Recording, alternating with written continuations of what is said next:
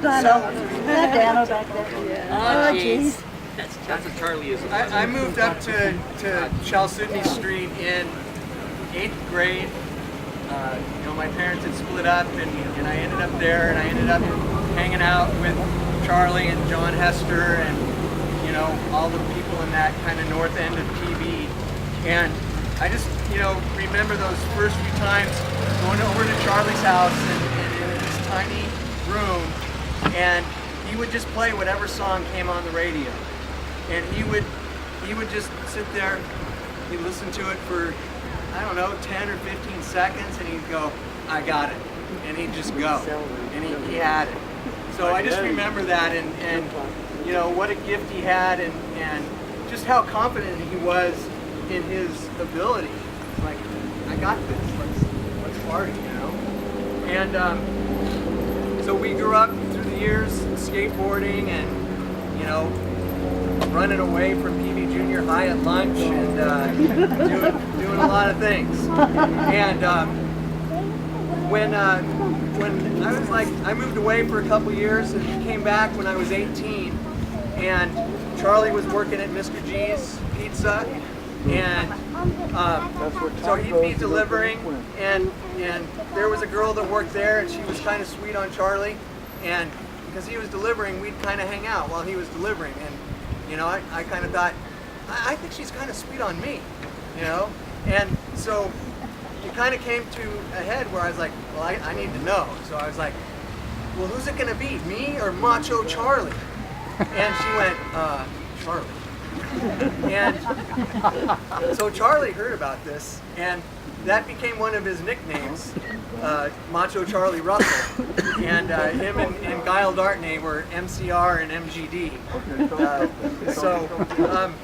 And I think back about that time and just realized that, I admired his confidence and admired his confidence to go up to, some girl and say, it'd be good for you to get to know me. And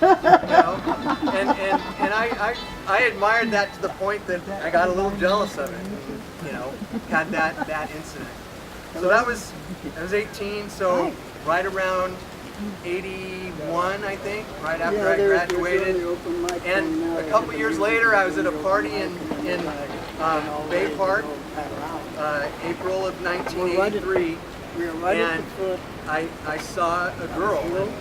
I wasn't, I wasn't a ladies' man at all, period, zero, none, and I was just like, I really need to go up and talk to that girl. I need to go up and talk to her and make her feel like, hey, it'd be good for you to know me.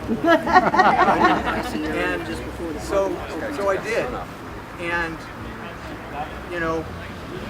from there, all my dreams came true. When they go to Paddle, that was the girl I married. That was the girl I started my family with. That was, the homes we built, the family that we had, 4 kids, and all of it came down to that moment where I said, I gotta kind of, be like Charlie and go up and talk with this girl. So I'm, so in debt to him for that.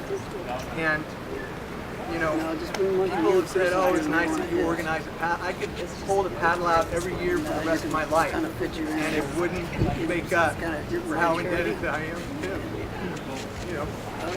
For showing me that I could be that way at least once. So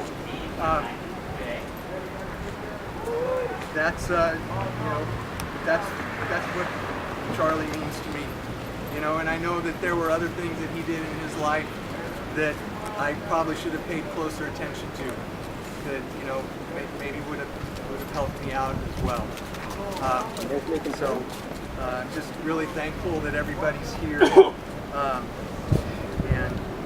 continue to listen to this music and think of him. And I know that we connect online, but let's connect in person, please.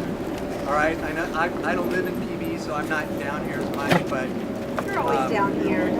I'm down here to serve. We're here at 8 a.m. I'm here on Saturdays and Sundays. But I just know. We got John Hester back in the fold, and let's just keep spending some time together. Amen, brother. And think about Charlie when we do. So thank you everybody so much for coming down. I really appreciate it.